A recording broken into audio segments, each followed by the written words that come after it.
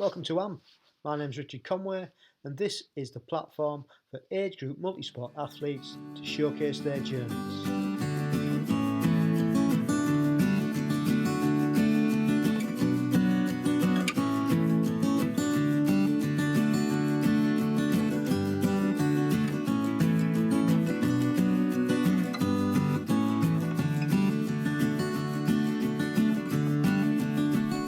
Welcome along to episode 38 of AMP. And on this episode, we have fresh from a successful campaign at the ETU Triathlon in Valencia, Jan Fletcher. Jan, who's from the Isle of Wight, raced in both the sprint and the standard races over the weekend, and she got a bronze medal in the sprint. So congratulations to Jan. We chat about the complexity of actually going and racing abroad, and Jan also explained something that I had no idea even existed about the Island Games, of which she's competed in as well. So really good chat with Jan. Hope you enjoy it. And that's coming up shortly. Well, the weather's definitely changing now. We are well and truly in autumn. Temperatures have dropped, so yeah, it's autumn is well upon us. And get out when it's nice, and train indoors when it's not. Speaking of training, still not running. Well, actually, that's a lie. I went for my first physio session and been given some exercises to do. Apparently, it's my IT band that's the issue, which is giving me knee pain and could have caused the calf strain. So she's given some exercises for that. Thank you, Laura. Who was also running the London Marathon this weekend. I hope it went well. And so Laura's given me some exercise to do, and I'm going to incorporate those in the yoga that I do every day. And I am also starting back running and doing a couch to 5k. So I've done 2 sessions so far on that. It's just nice to be back running. Also had my first swim back with my club, WBC, since I went across to see Adam Walker at Ocean Walker and changed my swim stroke, and it was okay actually. I didn't hold anybody up and kept my stroke as good as it is so far. I've got to get back to see Adam in a few weeks, and congratulations to Adam actually, because he's just had a little baby boy.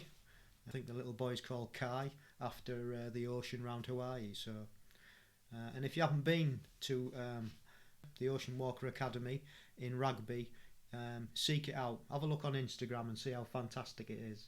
And I'll keep banging on about it, but it's really worth a trip, especially if you're over this side near Lincolnshire. Just been watching the Paris-Roubaix and the London Marathon this weekend, and it was fantastic to see Brit Lizzie Digan win the Paris-Roubaix, historical race, because it's the first one the women have ever done. So Lizzie's name will now be cemented in history.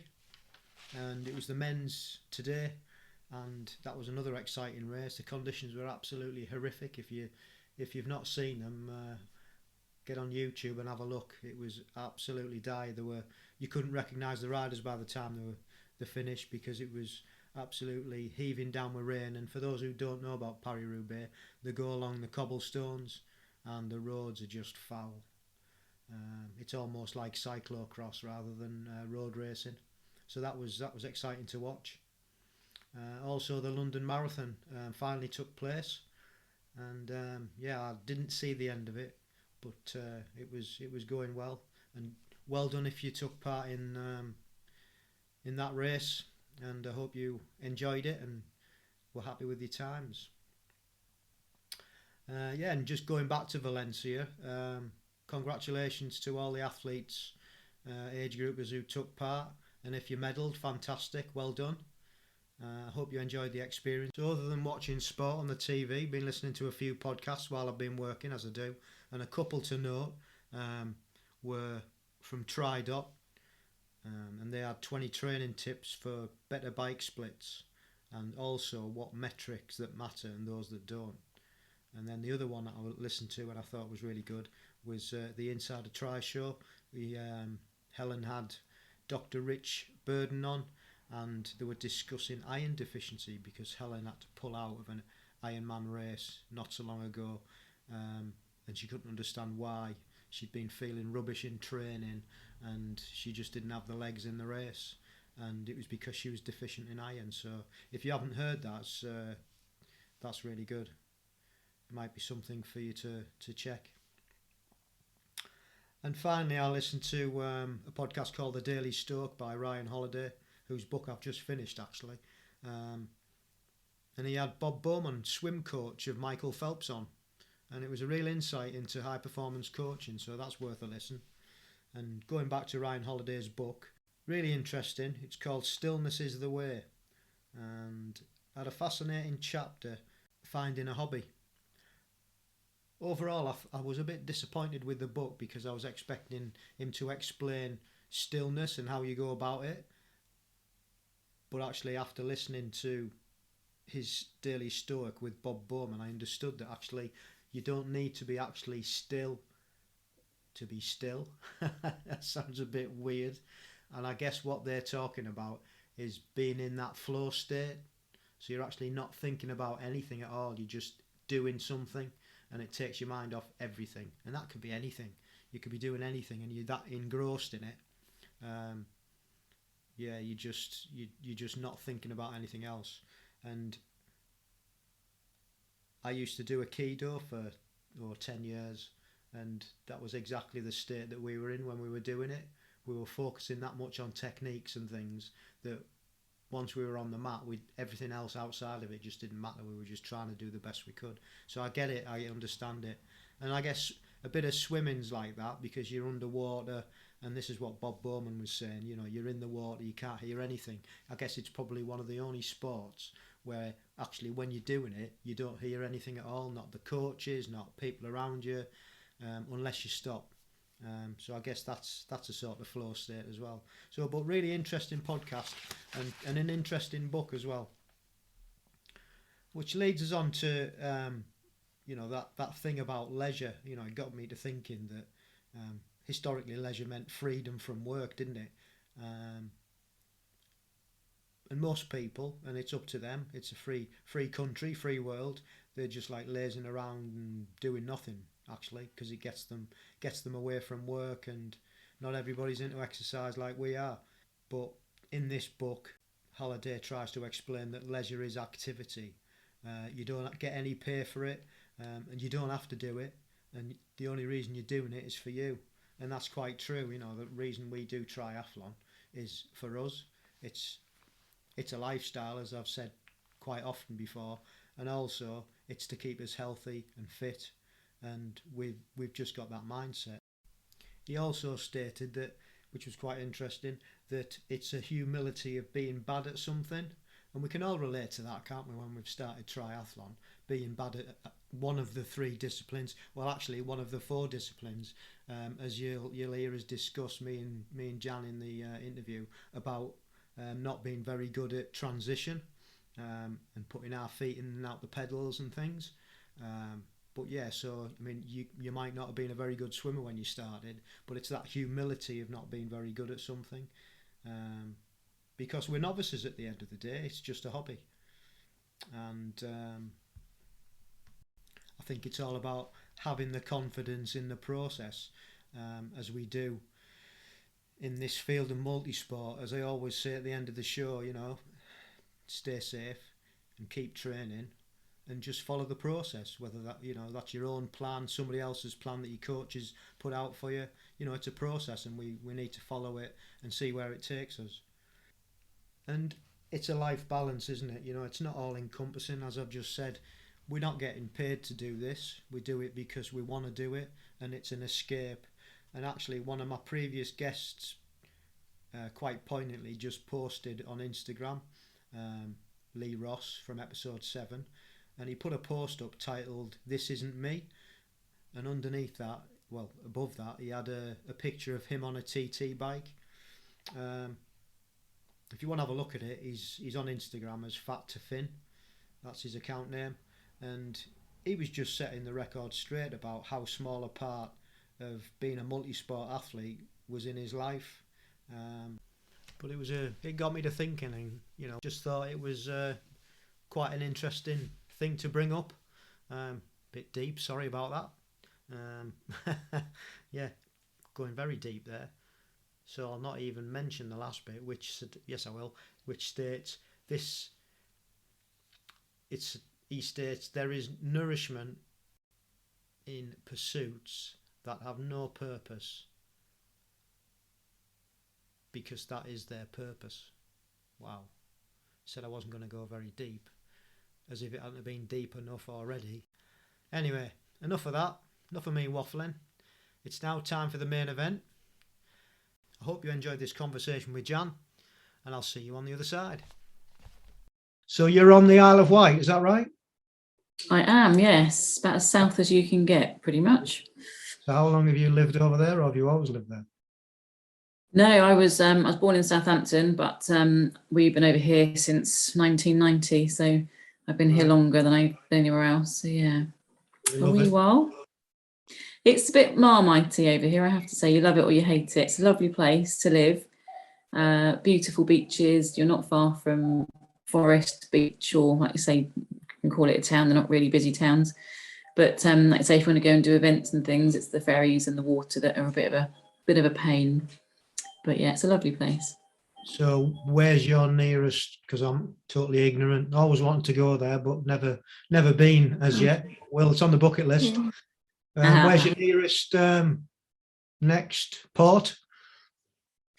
So we are sort of Southampton is literally just across the road of the water from Cowes, and then Ryde to Portsmouth. So they're the main sort of ports for us. So yeah. And how long does that take to get from one to the other? So I live in Northwood, which is Cowes. So we're literally about 5-10 minutes away from the passenger ferry, which takes you to Southampton. That one takes about 25 minutes or so to get across to Southampton. So that's the foot passenger. So yeah, if you go across on the car ferry to Southampton, it takes pretty much an hour. Right. And then Ryde to Portsmouth, if you go on the car ferry, takes about 3/4 of an hour or so. Not too bad then. No, it's just the most expensive strip of water in the world, so they say, and I think that's probably true. So yeah, it's expensive. Right. Definitely. But you're fortunate enough, I believe, to have a tri club on your island. Yeah. We do. That's cool. So yeah, we've got Wight Tri is my club. I think there's a junior club set up sort of in the last couple of years, but yeah, Wight Tri is the club that I have been with for the last 6 years. Cool. Yeah. Excellent. Cool. Right, so let's go right back to when you were growing up, and what sort of sporting events and things did you do as a kid? So my memory is always just wanting to sort of play sport, whether that's out in the street messing around, just playing with my brothers and sisters, or at school, netball, hockey, rounders, gym, whatever it would be, climbing up the ropes, climbing up the bars, whatever it would be, it would just be sport. Sport was a big passion.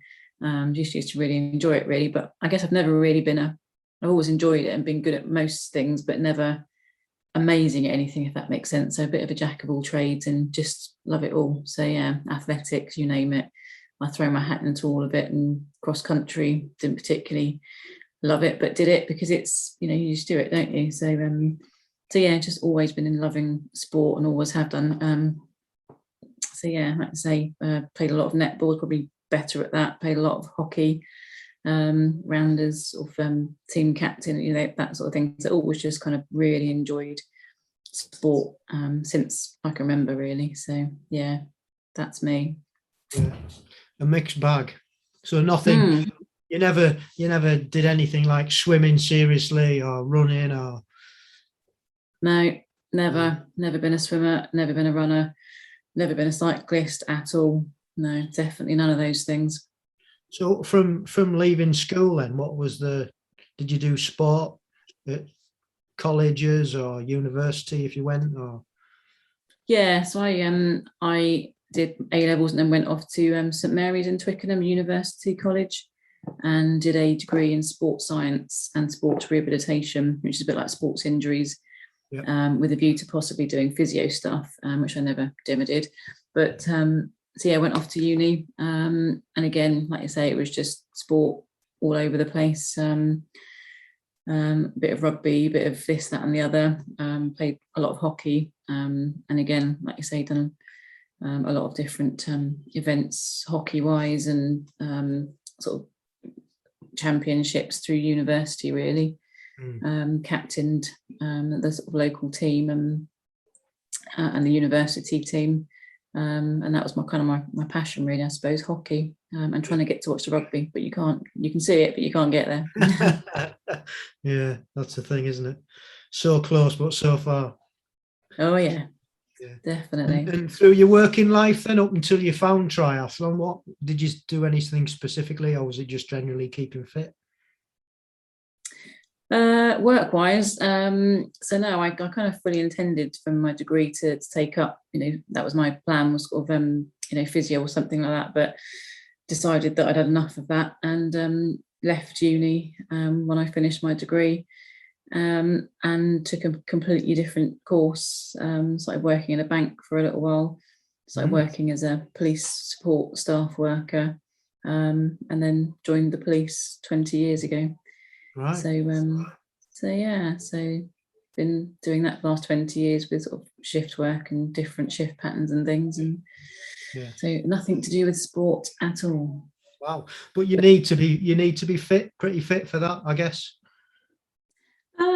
I guess it's horses for courses. Everyone's different. I've maintained my passion for sort of health and fitness throughout. Everyone's different, I suppose.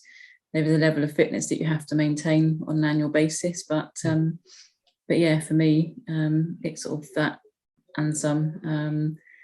So yeah, like I say, hockey has always been a big passion up until about 6 years ago. So I've massively been invested in sort of club hockey and county hockey and stuff like that. And generally sort of going to the gym and just keeping fit generally. So yeah. Oh. And so what was your first venture into multisport then? How did that come about? Do you know what? I absolutely no idea, to be fair. So I think it was about 6 years ago. So I presume my memory of it is sort of, watching the Brownlees and seeing how, what they were doing in triathlon and thinking that was like really good fun. I quite like health and fitness. I like challenging. I've always been a very competitive person. I'd say my granddad would always say second place is first loser and all those sorts of things. So I've kind of been brought up in that real kind of competitive sort of nature. And yeah, just sort of saw them doing what they were doing, thought that looked like fun. But like you say, at that point, I kind of thought, well, I've been a lifeguard and stuff like that, so I can swim, but not properly swim, as in head under the water, front crawl. That's never been something that I've been able to properly do. So we were just doing a lot of gym work at the time. I kept getting shin splints, couldn't run. Not to be able to exercise is like, hell, sheer hell. So I decided that the pool was downstairs rather than go running on the treadmill. I couldn't do that. I thought I'm going to teach myself to swim head under the water. So I kind of self-taught, which is why my swim is probably the weakest element, because it's not the best technique, needs work. And yeah, once I managed to sort of, I was doing sort of regularly doing 100 lengths in the morning before work. And I thought, well, I can swim, so there's no reason why I can't give it a go. And it just kind of happened to the event. I think it was September 2014, the Wight Tri, which is our local one. Just signed up for it. Yeah. To raise some money for the charity. As I say, got over the finishing line and collapsed over the finishing line, and literally Steve Redgrave moment, said to my husband, I'm never doing that again. That was horrendous. And then very quickly thought, well, actually, you get better on the swim, you get better on the bike, you get better on the run. Let's do it again. And yeah, the rest, as they say, is history. But yeah, I've kind of no idea how it really happened. It just kind of happened. Yeah. And then how long was it until you joined the club then, after you'd done your first one? It took me quite a while. They did sort of sort of evening session swims at one of the local pools. And again, I had this sort of big kind of thing in my head that, well, I'm not good enough to join a club, you know, so I kind of put it off. And then when I eventually went along to the Wednesday night session, realised that actually I'm, you know, just as good, if not better than some people here that are doing this. So yeah, I think it's probably a good few months. I think probably the next year, I would have thought. So 2015 at some point, went along to the swim sessions and yeah, started sort of getting into different bits with the club more and more from there, and getting more support, and kind of took off from there. Yeah, and that helped everything, swim, bike and run, I guess. Yeah, I mean, like I say, the first try in 2014 that I did was on a hybrid bike, and I remember it was a Boardman bike going around the route, and it kept flicking the chain off and things like that. Obviously, so that wasn't ideal. So it wasn't the best of, like I say, the best of experiences, shall we say? But yeah, didn't put me off. Well, it did, but it didn't. That's good then. And I noticed in your email that you'd put about the Island Games. Do you want to explain a little bit about that? Because that was I was just having a chat to my wife. I've never heard of that. So the Island Games Association basically is a group of different islands from all across the world. So you've got places from Bermuda to Gotland to Innismont, Anglesey, Jersey, Guernsey, you know, Scotland, you name it, islands from across the world that get together on a biannual, so every 2 years get together and compete against each other in reams of different sports. It's a bit of a mini Olympics, I can only describe it as. Right.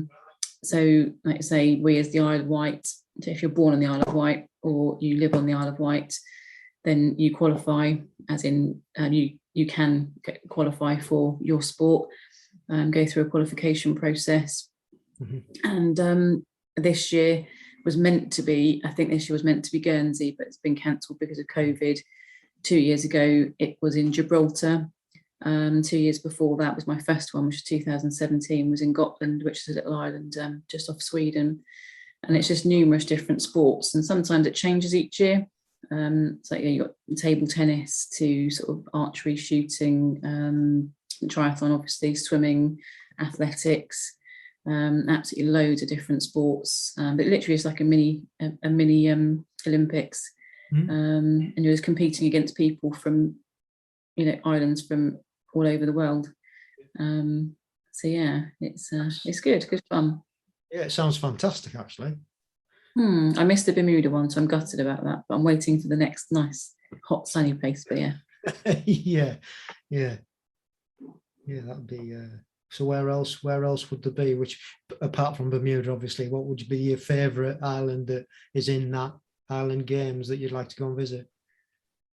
Oh god, I mean, you've got Cayman Islands, you've got all sorts of places. It's there's absolutely, yeah, I can't think of any off the top of my head, but I've got so you go across, I'll go and grab it. Actually, I've got a big you part of it is the opening ceremony, a little bit like the opening ceremony that you do for the Euros or the Worlds and things, and then you share your badges with different countries.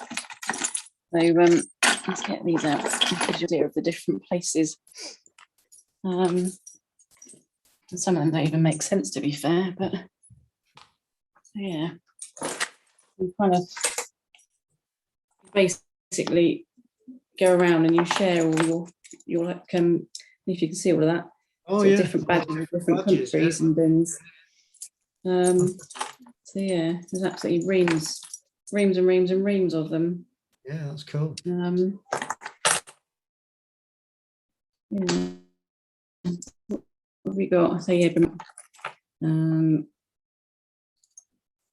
even read half of them. Yeah, there's just absolutely loads of them. Yeah, it's Team Isle of Wight. There we go. Yeah, Scotland, different Innismont, Falkland Islands, Cayman Islands. That'll be a trip. Menorca. So yeah, it is good. It's just like a little mini, like I say, it's just like a little mini Olympics, and it's just such a good good fun experience. It's great. But yeah, definitely encourage anyone that can do that to do it. Orkney Islands, all over the place. Yeah. Cool. Yeah, Bermuda's down there. Yeah, well, I'd say I'd not heard of it. So new one to me. Every day's a school day. Yeah. From your games, then, how did you find out about age group multisport? So a few members of my club, one in particular, who is about 20 years older, sort of friend of mine, who regularly does it each year and was going off to compete at different places, Australia and different places like that, and kind of just suggested, it was her actually that manages the Island Games team on over here for the Isle of Wight, and just suggested, come along to, I think it was I wasn't Box End, it was St Neots, I think, at the time. Come along, just do it. It was end of season thing, you'll be absolutely fine, you'll qualify. And I thought, that's absolutely no way I'll qualify. But anyway, I just kind of threw my hat in last minute, entered the event at St Neots, and I think I came somewhere in the top 10 of my age group, and got a roll down place for Wight as it was in 2019. So yeah, just sort of came across it by a friend of mine, Liz Dunlop, basically saying about, come along, give it a go, absolutely encouraging me and supporting me, and sort of believing that, in something that I could do. I absolutely no belief in myself at all at that point, and just went along, gave it a go, and yeah, managed to get a roll down place. So then obviously went to it. Yeah, cool. So she was obviously a GB athlete already. Were you the only other one then that had done it? And how many, and has there been many more people have qualified since in your club? Yeah, I think we've had a few over the years. So again, another friend of mine, Steve Dines, used to do quite a lot of it. I think hasn't done it for a little while. Liz has continued to do it throughout. She's an absolute inspiration, to be fair. Other people have qualified for sort of long distance. So Ironman for GB, I think a couple of years ago. Another friend of mine who's, I think, since quit, Stu Dyer, has done it as well for the club. Sort of done middle distance and Olympic distance mainly. So there's been a few people. The Isle of Wight's actually got quite a few GB age group athletes, or has done. But yeah, I'm not aware of many. So this season we should have had 4 of us going to Valencia.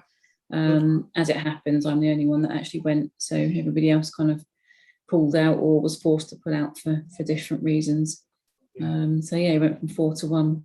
So yeah, and yeah, I mean, it's a bit, I mean, I was supposed to be at Valencia as well, but mine was due to injury not going, so that's why I didn't get there. But I mean, a lot of people have decided not to go due to COVID and the actual hassle of getting all the, it just seemed a lot. I mean, I pulled out, like I said, because of injury, but it seemed a lot of effort to get there because of COVID and everything. How did you find it from your perspective, with everything that you needed to do? Was it as fraught as it looked or appeared?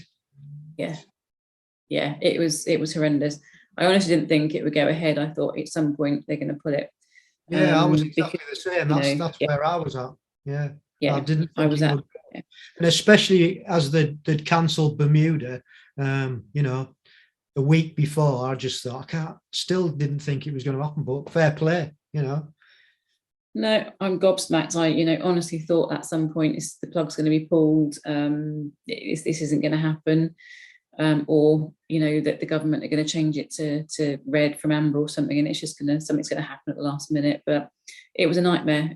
If I'm honest, it was a nightmare because. Yeah. Let's for those of us who didn't get there, it'd be nice to hear the first-hand experience of what you actually had to go through. Yeah, I mean, I think it's no one's been abroad, no one's been flying, no one's been going anywhere, and beforehand you just booked your flight, you just took your passport, that's it.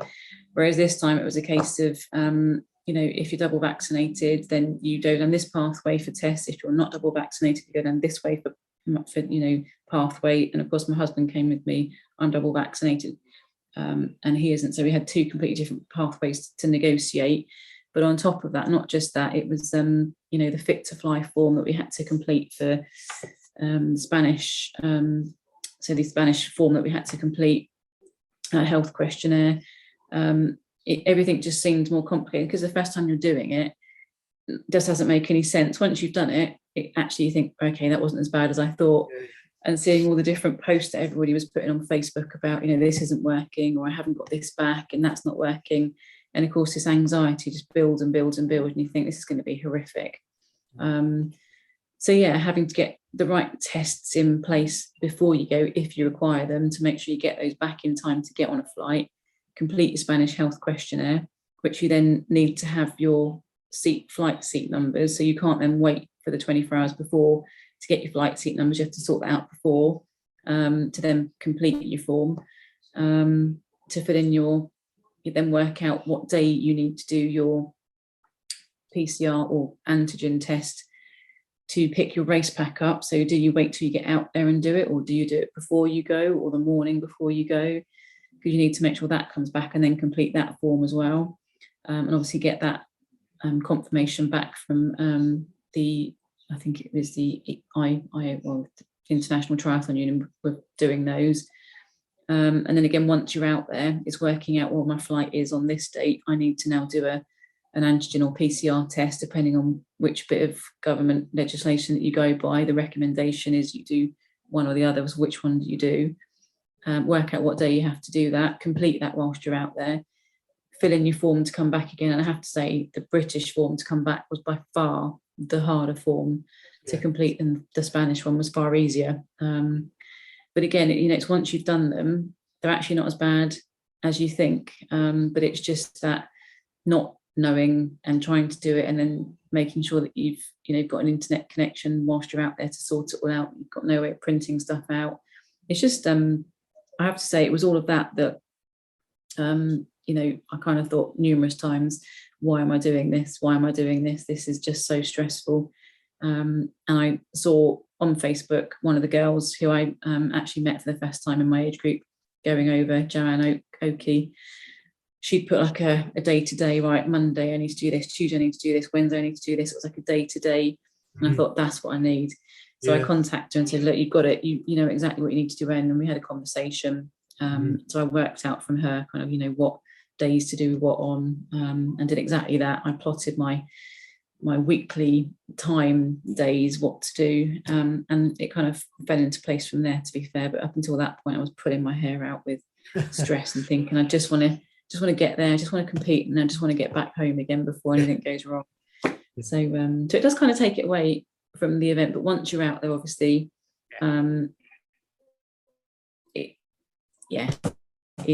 it is what it is, and you can kind of relax and enjoy it. So yeah, it was chaotic. Yeah, but in the end, for you, very worthwhile. Yeah, I mean, I considered, like you say, going out, because standard is normally my strongest event. Had the opportunity to do the sprint and the standard.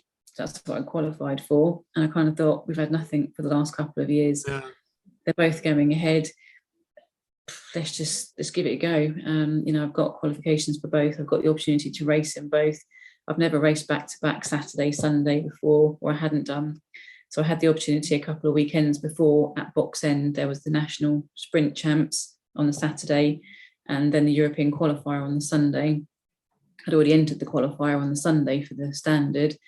And again, my friend Liz kind of said, we're going up to Box End, the sprint qualifier, the sprint nationals on the Saturday, let's give it a go, because that's what we're doing in Valencia. And I thought, that's a really stupid idea. Why would you want to do that?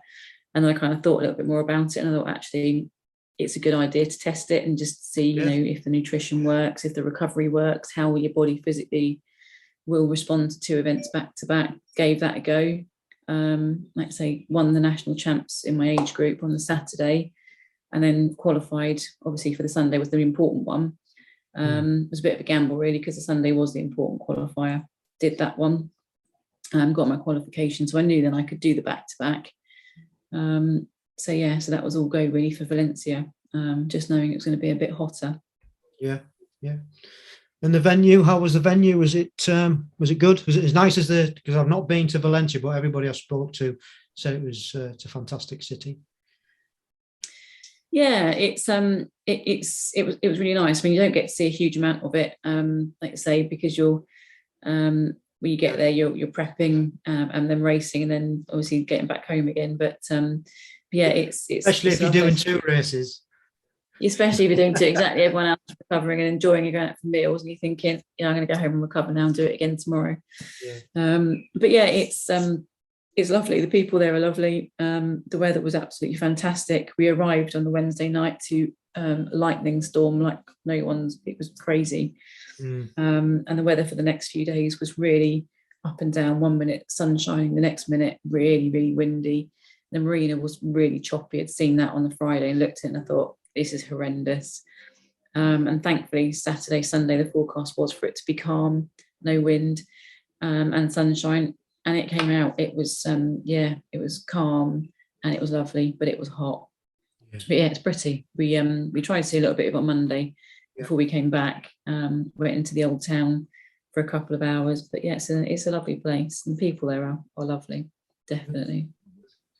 So that's a really good account of the whole thing. In your races, obviously you went really well. You got a bronze in the sprint and 4th place in the standard. So that's really good. That's qualified you for next year then already. Yeah, it has. So, yeah, and I had qualification already for next year wherever the European standards will be.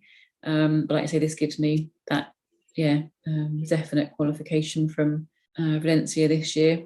And obviously with Munich, with all the deferrals and things, it's all a little bit unknown, isn't it? But I've absolutely got that qualification. So even though I've qualified through the qualification process this year, it's not certain because of the deferment. So, but this, as a result of the bronze, I've got my qualification for next year. And I really want to go to Munich as well. Yeah, excellent. So that's really good.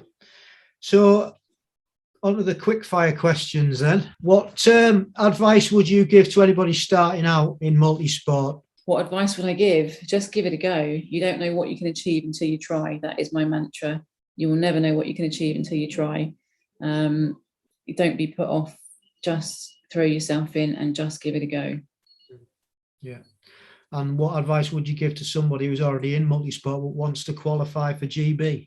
Again, it's just, just research things a little bit, speak to people who are already doing it, and I think you'll realise that if you put your mind to it, it's achievable. You just need to research a little bit, where the event is, and what sort of performance you need to put out to get that qualification. But like I say, if you put your mind to it, anything is achievable. And how did you go about that then, finding out sort of like where you needed to be, or did you just rock up and give it a go? Basically, no, basically just rocked up and gave it a go. Yeah. So as a friend, so my friend that took me up, she knew obviously different people there. I'd come to know a few people that I was competing against in my age group, and come to the run, I kind of sort of pinpointed a couple of them, certain people that I knew were in my age group, and just knew that I had to get in front of them. Come what may, you just got to get in front of them, and that's kind of what I did.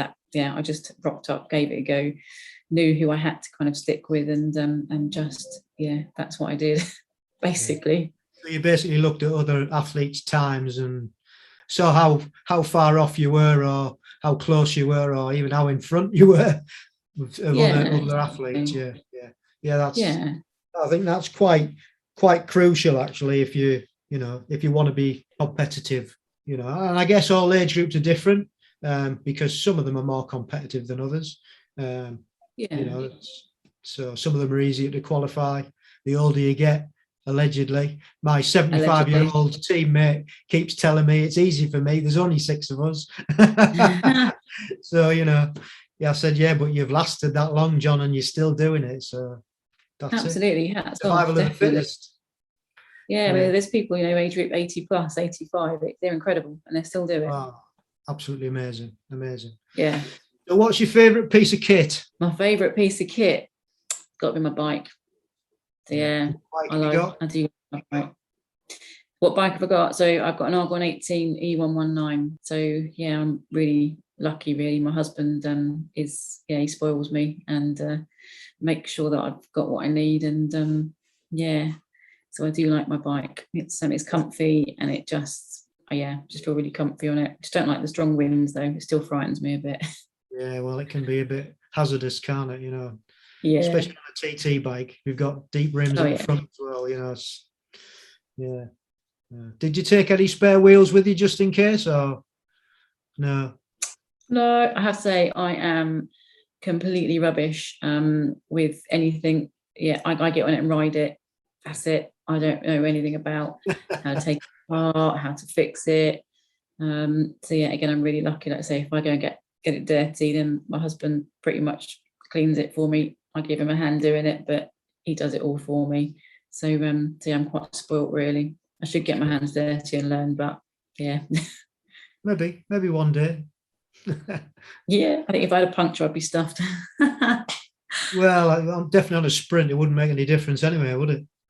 No. Your short-term and your long-term goals, what would you like to achieve? So my short-term goals for the winter are definitely to improve my swim. I need to get a swim coach. I am losing huge amounts of time to my fellow competitors on the swim every single time.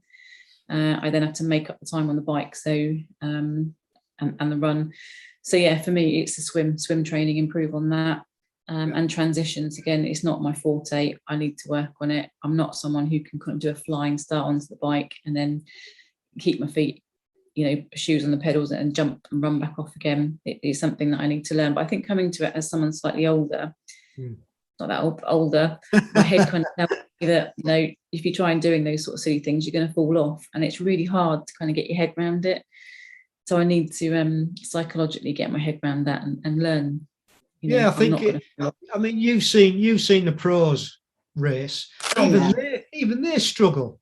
It's a nightmare sometimes watching them. So you shouldn't beat yourself up about not being able to do it. They do it as a job, and they stuff it up lots and lots of times. So it is what it is. But it is the fourth discipline, and it needs practice, doesn't it?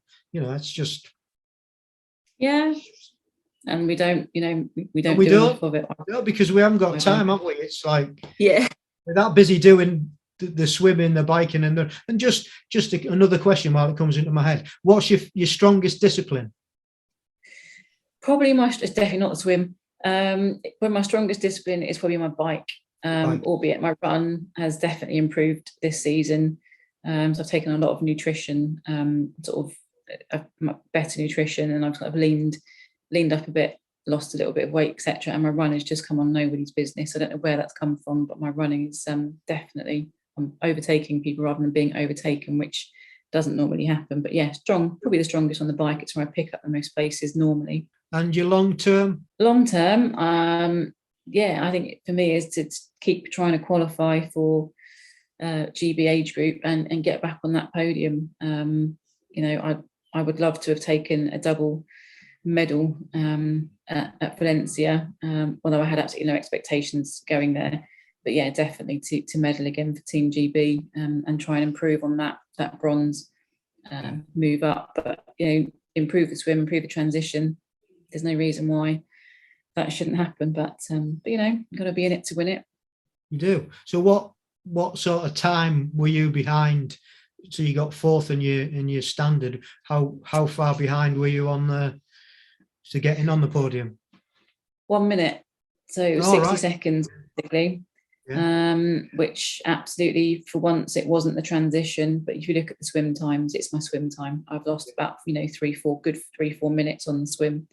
So that's that is potentially, it is podium basically, by improving that swim. And again, I've missed out on the silver in the sprint by 26 seconds, and that was an absolute mistake in the transition and poor swim. So But that's good. I mean, you take the positives out of that. Look at the potential there. Then Oh yeah, absolutely. Yeah, I try not. You can't be disappointed when it's been such a fantastic weekend. Just to do. I mean, two of us in the age group did the back-to-back sprint and standard. Everybody else, most of the age group apart from two of us didn't do that. And yeah, it was tough going. So, but like I say, not much off those improving positions. Fabulous. And I think the final question is, what resources suggest that people would use or look at or read or listen to? That's a good one. So yeah, I tend to look at quite a lot of.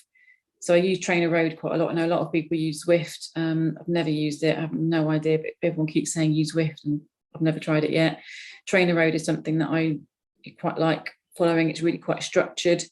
And I do a lot of sort of just reading up on, some of the emails that come out. So 220 Triathlon put out loads of different bits around sort of strength training and just generally information that comes out from those. But yeah, nothing, no sort of particular books that I've read other than, things like Louise Minchin stuff and things like that, which just inspire you to go and give it a go. Sure. It's kind of the message from her book really, is just go out there, give it a go, and you can achieve things. But yeah, so for me it's it's things like that, and talking to people that do it, in trying to help others and inspire others. It's nice when people sort of say they look up to you and want to do what you do, and you kind of think, well, I've only been doing it for a couple of years, but it's nice to be able to help other people into triathlon as well. But yeah. And you might have only been doing it for a few years, but look at where you've got to in that time, and it just shows people that actually putting the hard work in and being motivated and loving what you're doing, it gets you to where you want to be, doesn't it? So, and it's a bit addictive. I think there's no two ways about it. It is addictive. You go to work full time, and then squeezing in the training either before you go to work or when you get home from work or whatever else it is. You do it because you enjoy it. It takes you away from the stresses of your day. You can lose yourself in your training, and you're looking at that ultimate goal of competing at GB Tri-Suit with your name on it, and that's just the ultimate. Yeah. Apart from standing on the top of that podium, that's the ultimate. But it's just incredible. It's an incredible experience, and yeah, absolutely would encourage anyone to give it a go because it's awesome. And that is a fantastic place to finish it. Couldn't have said any more than that. So thank you ever so much for coming on. Lovely to meet you. Okay. Congratulations again. Right. And hopefully might get to see you at a race one day. Definitely. Thank you very much. A massive thank you again to Janet Fletcher for coming on, and inspirational story as always. And good luck to Janet in her future ventures. I'm sure she's going to move up the podium and get to that top step eventually, sooner rather than later. And we learnt something about the Island Games. Never knew that. So every day's a school day. So this episode's lifestyle hack is sourdough. And I've been making sourdough for nearly 3 years. Usually make about 2 loaves a week. That sees me and Mrs. C through nicely. And I started just to see if I could make the culture, because Mrs. C, she'd had to go after watching the Great British Bake Off, and she was a bit unsuccessful and got a bit fed up with it. So I thought, well, I'll have a go. So I went on YouTube and looked at a link on there, and there was an Irish guy who put a video up. I think it's called I Love Cooking Ireland is the channel, and yeah, he's called Patrick Ryan, and he's the owner of Firehouse Bakery over in Ireland. So I watched his video, very knowledgeable, really easy to follow, and I made a culture, and it was successful, and we've been making bread from it ever since, and the bread's just got better and better, and I've kept this culture alive for, well, like I say, making bread for nearly 3 years. And it's a bit like having, I don't know whether you remember those little computer pets that you used to have to feed back in the day, and if you didn't feed them or look after them, they would just die. I think it was called a Tamagotchi. I never had one myself, it sort of like passed me by, but yeah, sourdough's a little bit like that. So anyway, I made this sourdough culture and I fed it And in the beginning, I used to feed it every day, about 150 grams of flour and 150 grams of water. And then I worked out that if you put it in the fridge, it went dormant, so you didn't have to feed it every day, which saved us hassle, and it also saved us on the flour. So we never have to buy shop-bought bread at all now. We just make our own. And I love bread. It's one of my favourite things. And sourdough is far and away the most healthiest choice. So why is sourdough so good for us? Well, because it doesn't use any yeast. It's easier for our digestive system to break down, because the bacteria in the sourdough helps break down the starches even before we eat it, so that's one thing. Second thing is it's low in GI, so it won't spike your blood sugars. Third thing, because it takes quite a long time to prep, it takes us 6 hours in total to make a couple of loaves. Well, I guess it depends how many loaves you want to make. You could make 4 or 5 loaves in 6 hours, but I usually make a couple of loaves and it takes 6 hours. So that's 3 hours first prove, knock it back, 3 hours second prove, and then cooking it. It means that it's better for your gluten sensitivity. And as I've said, it's got no yeast, so there's less chance of infections. You know what's going in it if you source your flour very carefully. There's no preservatives added. But like I say, you've got to make sure you're putting some really good organic flour in there. And whole grains as good as any. You could use wholemeal, I suppose. But the less refined, the better. It's good fuel for your gut because it feeds your good gut bacteria, which is better for your biome. It's nutritious. It's got all the nutrition that you would expect from a loaf of bread. And it tastes fantastic. I'll cook a couple of loaves on a Friday and half of it will be gone as soon as it's out the oven. It's just that nice. And the other good thing about it is that I've actually given several cultures away to various people. One as far as Scotland. So literally I make the culture, feed it and make up a good stock of it, and then I can feed it off and give 300 grams of this culture to people, and then that's their starter kit. They can then start feeding it, and then they can start making bread from it. So if that doesn't inspire you to make your own culture, start making your own sourdough bread, well, I've done my best, and I hope you give it a go. And that's about it for this week. So thank you for listening. I hope you've enjoyed it, and if you want to get in touch, you can drop us an email at agegroupmultisportpodcast@gmail.com. You can find us on Instagram at AMP, Age Group Multisport Podcast. You can find us on YouTube at AmpGB, and you can find us on Facebook at AMP 1967. And we're also on Twitter at Age Group Multisport Podcast. And I think I've covered it all there. And if you'd like what you hear, please give us a like, a thumbs up, leave us a comment, negative or positive, don't mind. Nice to get some feedback either way.